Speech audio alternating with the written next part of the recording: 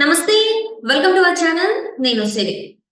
జగన్మోహన్ రెడ్డి గారు తెలంగాణ రాజకీయాల మీద కాన్సంట్రేట్ చేస్తున్నారా? అంటే లోటస్ పాండ్ ని కేంద్రంగా చేసుకొని తెలంగాణలో రాజకీయం చేయాలని చెప్పేసి ఆయన ఆలోచన చేస్తున్నట్టు తెలుస్తుంది. అంటే కాంగ్రెస్ లో తన మార్పు చూపెట్టుకోవాలని తెలుస్తుంది. దీని వల్ల రేవంత్ రెడ్డిలో కొంచెం అలజడి మొదలైనట్టు కూడా మనకు తెలుస్తుంది. సో ఇందులో ఎంతవరకు వాస్తవం ఉంది ఏంటి అనేది మనకు వివరించడానికి మనతో పాటు ఉన్నారు ప్రముఖ senior journalist, political analyst CS Rao గారు.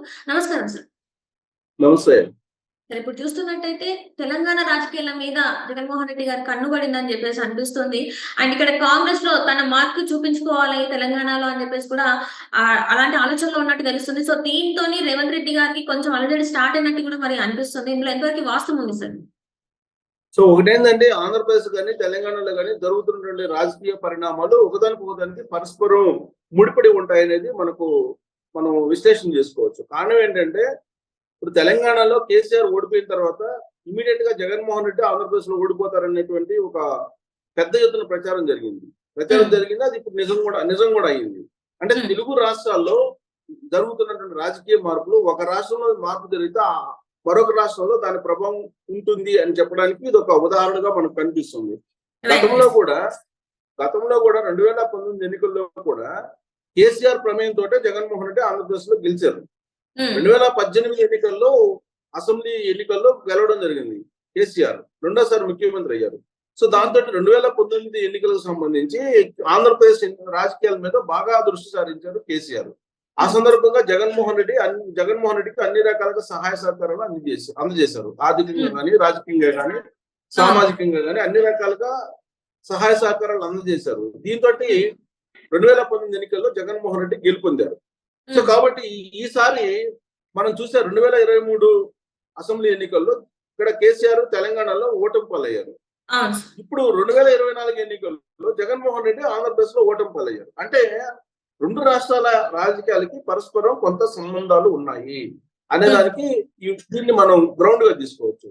సో ఇప్పుడు ఓడిపోయినటువంటి కేసీఆర్ గాని, ఓడిపోయినటువంటి జగన్మోహన్ రెడ్డి గాని వీళ్ళిద్దరు కలిసి ఏం చేయబోతున్నారు అనేది కనుక మనం విశ్లేషణ చేసుకుంటే కనుక ఇప్పుడు అక్కడ జగన్మోహన్ రెడ్డి డిజాస్టర్ లోకి వెళ్ళిపోయారు. కేవలం 11 మంది ఎమ్మెల్యేలు మాత్రమే ఆయన తోటి ఉన్నారు. ఆ 11 మంది కూడా ఉండరా అనేది ఇప్పుడు సందేహం.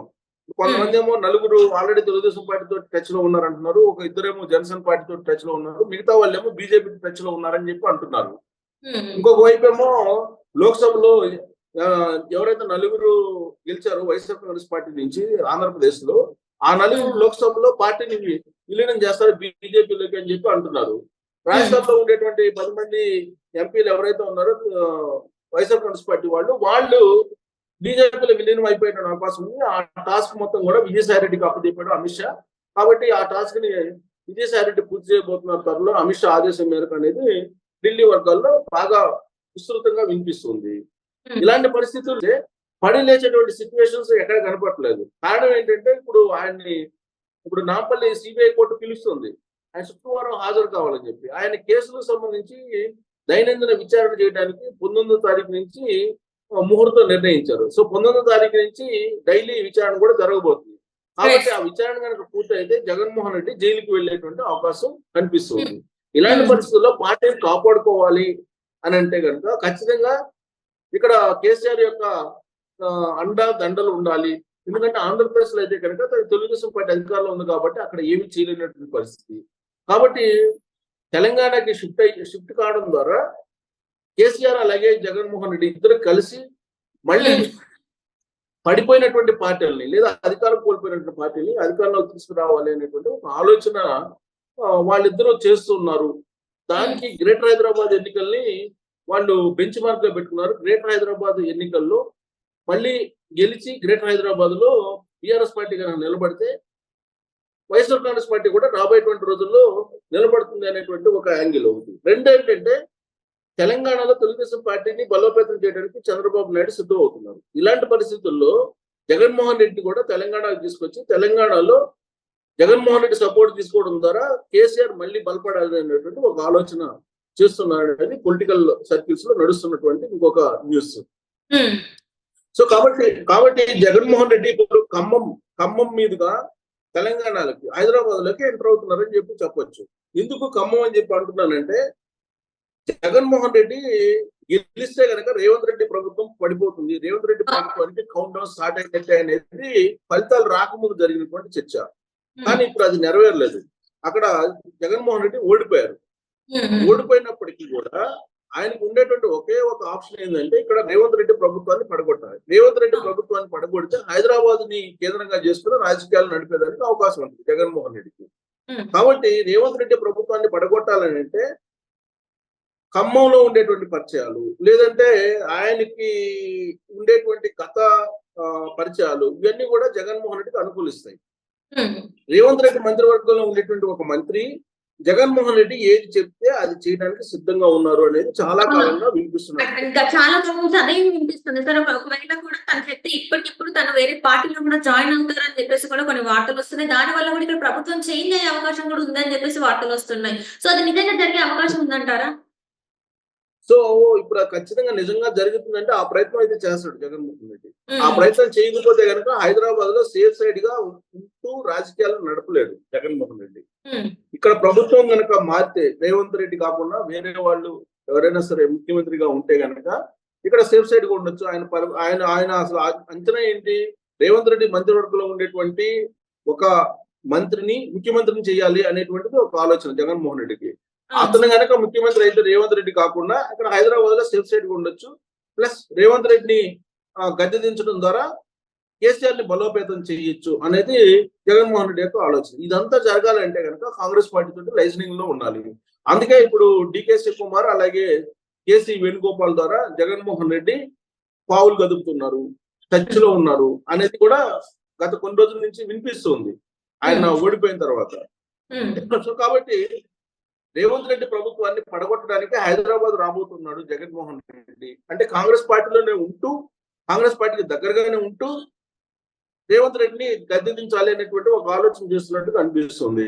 ఇంకోవైపు కేసీఆర్ తన పార్టీని నిలబెట్టుకోగలరా అనేటువంటి సందేహం ఉన్నటువంటి క్రమంలో జగన్మోహన్ రెడ్డి యొక్క మద్దతు తీసుకుంటే కనుక తెలంగాణలో బలపడొచ్చు అనేది ఆయన ఆలోచన. కారణం ఏంటంటే తెలంగాణలో రెడ్డి సామాజిక వర్గం చాలా బలంగా ఉంటుంది.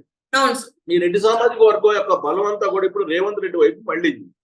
దాన్ని మళ్ళా తమ వైపు తీసుకురావాలంటే కనుక రేవంత్ రెడ్డిని గద్దెదించడంతో పాటు ఆ సామాజిక వర్గాన్ని మళ్ళా కేసీఆర్ తమ వైపు తిప్పుకోవాలంటే కనుక జగన్మోహన్ రెడ్డి యొక్క అవసరం ఉంది. జగన్మోహన్ రెడ్డి ద్వారానే అది సాధ్యం అవుతుంది. కాబట్టి జగన్మోహన్ రెడ్డిని ఇప్పుడు లోటస్ పాయింట్ కి తీసుకొచ్చి లోటస్ పాయింట్ నుంచి గతంలో మాదిరిగా రాజకీయాలు చేయడానికి ప్లాన్ చేస్తున్నారు అనేది ఇప్పుడు రాజకీయ సర్కిల్స్ లో వస్తున్నటువంటి ఒక న్యూస్, లేటెస్ట్ న్యూస్. అందులో సమీప భవిష్యత్తులోనే గ్రేటర్ హైదరాబాద్ ఎన్నికలు ఉన్నాయి. సో ఈ గ్రేటర్ హైదరాబాద్ ఎన్నికల్లో ఖచ్చితంగా జెండా ఎగరేయాలి అనేది అటు వైఎస్ఆర్ కాంగ్రెస్ పార్టీకి, బీఆర్ఎస్ పార్టీకి రెండింటికి ఉంది. అలాగే తెలుగుదేశం పార్టీకి కూడా ఉంది. ఇప్పుడు రేవంత్ రెడ్డి తెలుగుదేశం పార్టీ ఫ్లేవర్ ఉంది ఆయనకి. ఒకవేళ కాంగ్రెస్ పార్టీలో ఉన్నప్పటికి కూడా, కాంగ్రెస్ పార్టీ ముఖ్యమంత్రిగా ఆయన ఉన్నప్పటికీ కూడా చంద్రబాబు నాయుడు శిష్యుడు అనేటువంటి పేరు ఉంది ఆయన అవునన్నా కాదన్నా. సో దాన్ని ఎవరు ఖండించలేనటువంటి పరిస్థితి. సో తెలుగుదేశం పార్టీ ఫ్లేవర్ ఉంది కాంగ్రెస్ పార్టీలో. ప్లస్ ఇంకోటి ఏంటంటే అసలు ఆల్రెడీ పిసిసి అధ్యక్షుడుగా రేవంత్ రెడ్డి అయినప్పుడే సైకిల్ కాంగ్రెస్ అన్నారు కొంతమంది ఇందిరా తెలుగుదేశం అన్నారు. అంటే గాంధీ భవన్ కాదు అది తెలుగుదేశం భవన్ అని చెప్పి కొంతమంది అన్నారు. వీళ్ళందరూ కూడా ఎవరైతే ఆ రోజున రేవంత్ రెడ్డిని వ్యతిరేకించారో వాళ్ళందరూ కూడా మళ్ళా బలోపేతం అయ్యే అవకాశం ఉంది జగన్మోహన్ రెడ్డి ఎంట్రీ అయితే కనుక. ఎందుకంటే వాళ్ళకి వైఎస్ ఫ్యామిలీతో సంబంధాలు ఉన్నాయి పూర్వకాలం నుంచి కూడా. వైఎస్ ఫ్యామిలీతో పూర్వ సంబంధాలు ఉన్నాయి కాబట్టి రేవంత్ రెడ్డిని పడగొట్టడానికి ప్రయత్నం అయితే చేస్తారు అధికారం నుంచి దింపడానికి. అదే జరిగితే కనుక జగన్మోహన్ రెడ్డి సేఫ్ సైడ్ గా బయటపడినట్టు అవుతుంది. ఎందుకంటే ఇక్కడ సిబిఐ కోర్టులో కేసులు ఉన్నాయి, ఆ కేసులు మేనేజ్ చేయొచ్చు, మేనేజ్ చేసే అవకాశం ఉంది. ప్లస్ రాజకీయాలు ఇక్కడ నుంచి చేస్తే కనుక రెడ్డి సామాజిక వర్గం ఇవన్నీ కూడా కన్సల్టేట్ అవకాశం ఉంది. ఇలాంటివన్నీ కూడా చాలా ఇంప్రెషన్స్ దృష్ట్యా జగన్మోహన్ రెడ్డి ఇప్పుడు ఖమ్మం మీదుగా అంటే రేవంత్ రెడ్డి మంత్రివర్గంలో ఉన్నటువంటి ఒక మంత్రి ద్వారా ఈ మొత్తం ఆపరేషన్స్ ని చేయాలి అనేటువంటి ఒక ఆలోచన చేస్తున్నట్టు కూడా ఇప్పుడు రాజకీయ సర్కిల్స్ లో వస్తున్నటువంటి ఒక పెద్ద న్యూస్. సో అది మరి ఈ వారంలో సక్సెస్ అవుతుందా అనేది అంటే ఆల్రెడీ ఆయన కేసులు కొంచెం హడావుడి ఇవన్నీ ఉన్నాయి కాబట్టి ఖచ్చితంగా జగన్మోహన్ రెడ్డి అయితే తెలంగాణ వైపు చూస్తున్నాడు, ప్రత్యేకంగా హైదరాబాద్ వైపు చూస్తున్నారు. ఆయన కనుక హైదరాబాద్ అడుగు పెడితే రేవంత్ రెడ్డికి అయితే కౌంట్ డౌన్ స్టార్ట్ అయినట్టు సో రేవంత్ రెడ్డి కోటలోకి ఎంట్రీ అవుతున్నాడు జగన్మోహన్ రెడ్డి అని చెప్పి మనం చెప్పొచ్చు. Right sir. Right. Thank you so much sir. Thank you.